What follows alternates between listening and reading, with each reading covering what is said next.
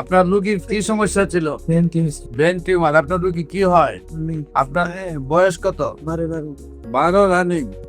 আপনার মেয়ে brain tumour কোথায় ধরা পড়ছে? কোন হাসপাতালে গিয়ে ধরা পড়ছে?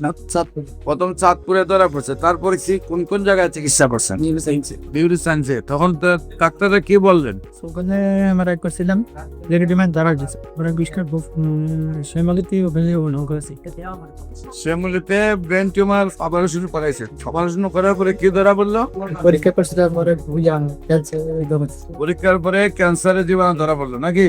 এখন আবার রিপোর্ট করছেন, 6 মাস ওষুধ খেয়েছেন আমাদের ক্যান্সার। অপারেশন ছাড়া ক্যান্সার ধরা পড়ছে, তারপর চলে আসছেন। আল্লাহ অশেষ রহমতের রিপোর্ট সম্পূর্ণ ভালো আসছে। হ্যাঁ, আর আপনার রোগীর অবস্থা কি? রোগীর অবস্থা আল্লাহর রহমতে ভালো। সম্মানিত দেশবাসী, বিশেষ করে আমরা কয় মাস ওষুধ খাওয়াইছে? 4 মাস ওষুধ খাওয়ার পরে রোগী সম্পূর্ণ রূপে সুস্থ আছেন।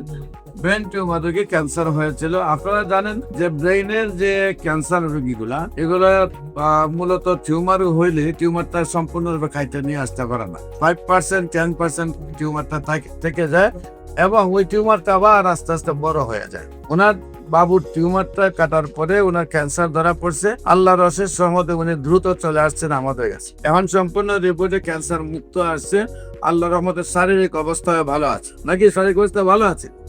বিশেষ করে আপনাদেরকে বলবো, ক্যান্সার হলে আনসার নেই, সেই কথার কোনো ভিত্তি নাই। আপনাদের ক্যান্সারের যে কোনো সমস্যার জন্য এবং যে কোনো প্রয়োজনে আপনাদের যোগাযোগ করার জন্য আহ্বান জানিয়ে শেষ করছে। সবাইকে ধন্যবাদ। আসসালামু আলাইকুম ওয়া রাহমাতুল্লাহি ওয়া বারাকাতুহু।